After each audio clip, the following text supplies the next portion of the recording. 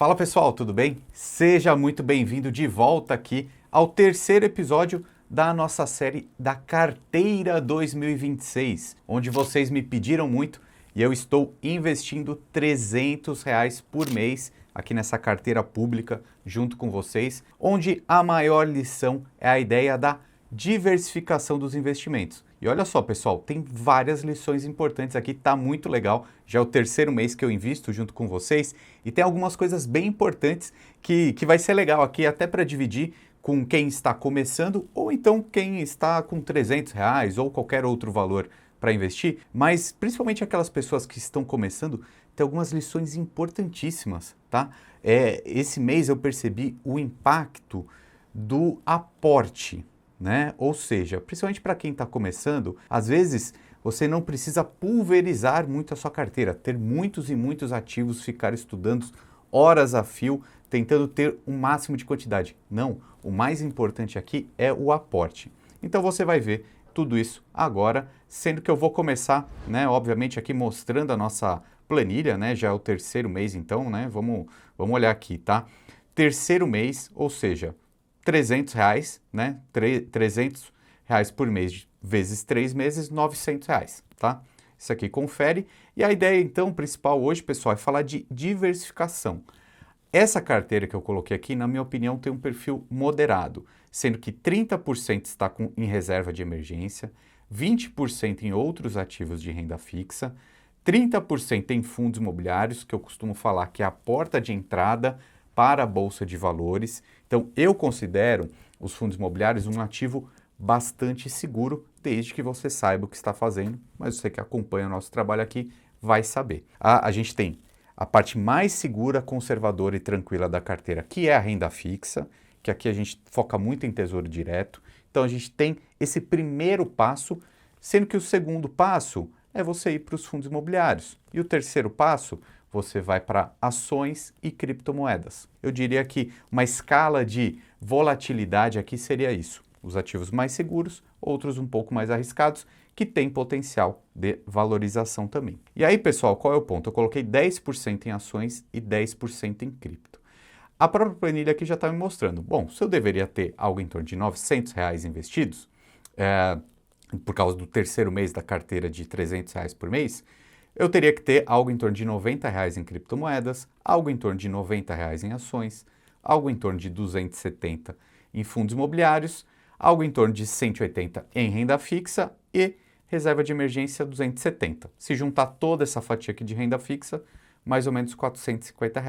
Beleza? Agora a gente vai ver o quanto disso efetivamente aconteceu nos últimos meses, quanto dinheiro eu realmente tenho hoje e quanto dinheiro eu vou investir. Eu fiz a gravação da tela aqui dos novos ativos que eu coloquei na carteira, tá bom? Então vamos lá.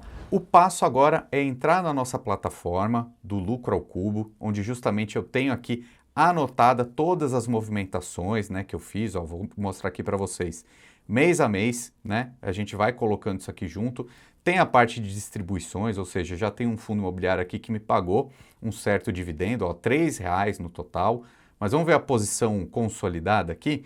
Inclusive, pessoal, se você não conhece ainda o Lucro ao Cubo, vou deixar o link aqui na descrição, porque nós temos carteiras recomendadas, como você está vendo aqui na tela. Isso ajuda demais investidores iniciantes ou intermediários, cursos de investimento aqui focado em fundo imobiliário, por exemplo. Então, acesse o link aqui na descrição, tá? Voltando aqui, então, para a posição consolidada, nós temos, então, 5 ativos na nossa carteira, sendo que a gente teve uma desvalorização aqui, ó, menos 2,49. Então, a gente começou o primeiro mês, ó, investir na prática 299, depois eu subi para 593, né, vê que na hora do arredondamento ficou difícil, né, não deu para ser R$ 600 certinho, e agora esses 593 viraram 579, né? Por quê? Principalmente por causa disso aqui, ó, criptomoedas caíram, né? Então a gente tem aqui o Bitcoin que teve uma certa queda, e aí já é uma primeira lição interessante, né? Veja como nesse momento, ó, uma queda forte de 31%, mas do valor total que eu tenho hoje, R$ 43, para o valor que eu apliquei, que era 63, veja que é uma queda de R$ 20. Então percebe? É uma queda percentual grande, mas nominalmente falando não é tão relevante assim. é uma perda de R$ 20. Poxa, com esse meu aporte novo de R$ 300, praticamente vai ficar irrisória essa queda. Então assim, não pense no curtíssimo prazo só no mês que vem. Nesse momento, o que importa é o aprendizado. Você abrir conta na corretora, você investir, você ver o resultado. Isso tudo você vai sendo um curso na prática, digamos assim, para quando você tiver um aporte maior todo mês, quando você tiver um dinheiro muito grande, um patrimônio grande, você já vai saber o que fazer. Você já vai entender que volatilidade faz parte, a diversificação te protege, tá? Então, perceba que a gente vai caminhar juntos aqui sobre isso. E aí, mostrando a diversificação hoje, né, até mostrando essa parte de criptomoedas, é a menor fatia. Tá aqui, ó, só 7,53% da carteira. E aí eu vou fazer um movimento importante aqui, que é o seguinte, eu tenho grande parte em USDC, que é o dólar digital, né? Então, a fatia de criptomoedas como um todo, ela, na minha composição aqui, tem que ter 10%. Só que nesse momento, a maior parte está em USDC e a menor parte está em Bitcoin, justamente por causa da queda. Então, eu preciso transformar um pouco de USDC em Bitcoin para ficar mais equilibrado. Eu vou fazer isso aqui junto com vocês hoje também. Continuando aqui, né, uma grande parte da carteira aqui está em apenas um fundo imobiliário, né, porque a gente está começando a carteira agora. Temos uma grande parte em Tesouro Selic também, cerca de 30%. 18% está no Tesouro IPCA. Então, essa é a nossa composição hoje, tá? Então, vamos começar a fazer os movimentos desse mês. Pois bem, agora eu vou colocar aqui o realizado. O que isso quer dizer? Aqui está o quanto eu deveria ter dentro dessa diversificação que eu elegi. Então, por exemplo, eu deveria ter R$ 90 em cripto. Eu tenho 104.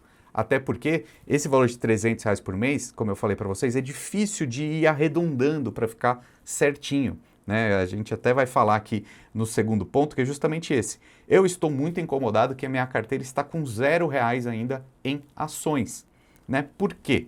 Porque nos meses anteriores, se você assistiu os episódios, eu precisei de um valor grande para colocar na renda fixa, eu precisei de um outro grande valor para fazer um pouco desse arredondamento e não deu para eu comprar as ações. Por quê? Eu não quero comprar pequenas ações, não quero ter uma pulverização de ações nesse momento. Tá? Porque a gente está começando. Então, eu quero focar em ETFs. ETFs são a sigla para Exchange Traded Funds. Basicamente, são fundos negociados em bolsa. Então, é como eu falo assim, como se fosse uma caixa de bombom. Quando você compra uma caixa de bombom, ele já vem com vários chocolates dentro. Você não precisa comprar cada chocolate separado. Assim são os ETFs. Eu não preciso comprar cada ação. Eu estou comprando um conjunto de ações. Então, percebe que fica mais fácil? Só que para eu conseguir comprar uma cota desse ETF, eu preciso mais do que R$ 30, mais do que R$ 90. Então, esse mês eu vou focar mais em ações do que os outros ativos. Perceba, eu vou até colocar aqui, nessa outra coluna aqui do faltou, para a gente ver. Por exemplo, ó, aqui a parte de cripto está sobrando. A parte de ações está faltando. Vou colocar aqui em vermelhinho. As 4 aqui estão faltando, né? Então, é o que a gente vai fazer o movimento agora. Como eu falei, com R$ 90 eu não consigo comprar um ETF. Tá? Até consigo algum ETF, mas não o que eu estou de olho. Então, o que eu vou fazer esse mês? Não vou comprar novos fundos imobiliários para focar nas ações. E aqui na parte de renda fixa, eu não vou dividir entre duas rendas fixas. Eu vou focar só na renda fixa mais segura. Tá? Então, aqui ó, é como se eu fosse zerar. E aqui também, fundos imobiliários, eu vou zerar justamente para focar mais em ações e na segurança da reserva de emergência. Até porque, se eu estou comprando ativos um pouco mais arriscados aqui, eu preciso ter um pouquinho mais de segurança na reserva, tá? Então vamos lá, galera. O que acontece? Ações. Eu gosto sempre de focar em Estados Unidos e Brasil, tá? E aí, quando a gente procura os índices, a gente consegue ver mais ou menos como está a Bolsa de Valores, ok? Índices. Ibovespa. O que é o índice Ibovespa? São as 70 principais ações do Brasil. O índice S&P 500 são as 500 maiores e principais ações dos Estados Unidos. Então lembra que eu expliquei a ideia da caixa de bombom? Então eu acho que uma boa ideia de começar investimento em bolsa é através de ETF.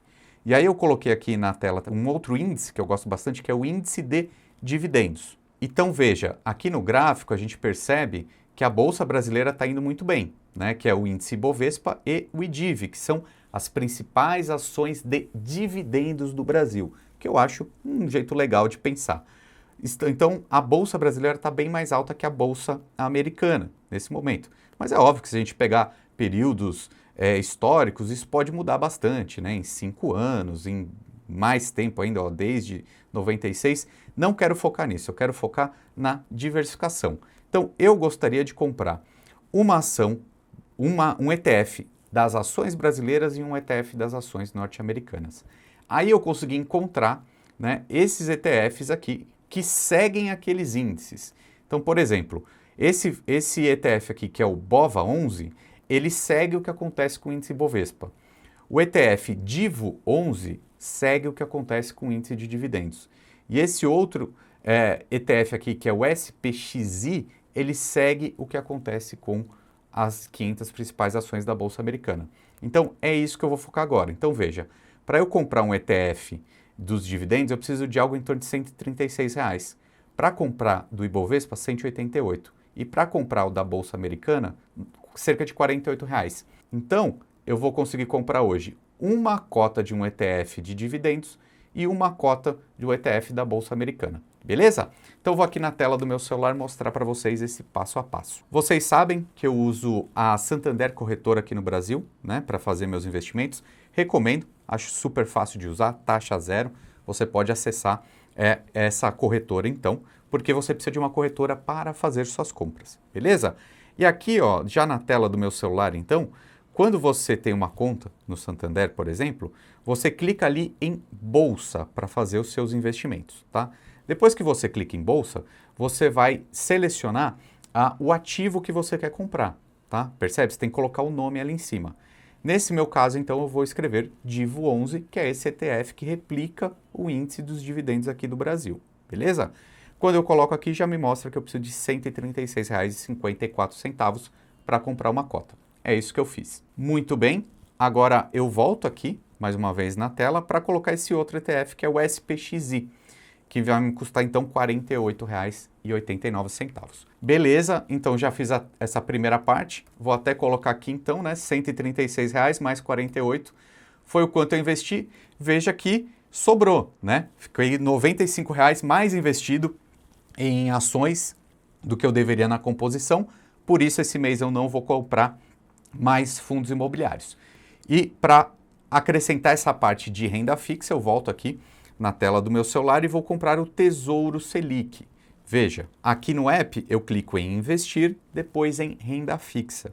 Depois eu procuro pelo ativo, então que se chama Tesouro Selic, que é aquele mais indicado para a reserva de emergência, que tem liquidez diária e segue o que acontece com a taxa Selic. É uma reserva mesmo, né? Aí quando eu clico, né, já vem o título aqui, eu coloco mais ou menos o valor que eu quero, porque depois ele vai arredondar, tá? Eu vou colocar R$ 190 aqui, porque ele vai me mostrar que o valor mínimo para eu investir é R$ 183,76. Então é isso que eu vou fazer. Pois bem, quando eu coloco aqui que eu tenho mais R$ 183, já vai mostrar que eu ultrapassei por R$ 93 o quanto eu deveria ter nessa classe, então não vou colocar em renda fixa, não vou colocar em fundos imobiliários, porque aí vai ficar mais ou menos igual. Agora, pessoal, deixa eu te mostrar como que faz a parte de transformar aqui minhas criptomoedas. Como eu expliquei, vou tirar um pouquinho de USDC e comprar um pouquinho de Bitcoin. Mais uma vez aqui na tela, ó, veja, eu tenho R$ 61 em USDC e 43 em Bitcoin. Então eu vou comprar R$ 10 de Bitcoin, vou transformar o USDC em Bitcoin, porque assim já fica um pouco mais equilibrado e você vai ver como isso é rápido e fácil de fazer. Olha só, já estou aqui no app da Coinbase então, né, que ela é justamente essa corretora de criptomoedas que eu acho mais interessante, porque ela é a mais segura do mundo, né, a maior dos Estados Unidos, tem CNPJ aqui no Brasil também, super fácil de usar, inclusive com o bônus de afiliado que eu tenho, que eu vou deixar aqui na descrição também, você ganha R$ 20 na sua primeira compra, tá? Então se você abrir sua conta na Coinbase por esse link e fizer qualquer tipo de negociação lá, você já ganha R$ 20 em Bitcoin, de graça ali, de recompensa, ok? Então você vai acessar então esse link, abrir sua conta na Coinbase, e quando você já tiver a conta lá, veja que quando você já tem o USDC, basta você clicar ali embaixo em compra-venda e depois converter, você vai converter o seu dólar digital, o seu USDC, para Bitcoin, beleza? Simples assim. Veja que é super rápido, super fácil, não tem praticamente taxa nenhuma e você já acumulou um pouquinho mais de Bitcoin. Galera, o mais importante aqui é entender sobre a diversificação, tá bom? Não precisa pulverizar muito, tem que fazer aos poucos, mas o legal de você ter 3, 4 classes de investimentos diferentes é que você vai aprendendo um pouquinho de todas elas ali em tempo real, beleza? E se você tiver qualquer dúvida, sugestão, pode deixar aqui nos comentários também. Meu nome é Ricardo Natali, um abraço e até mais.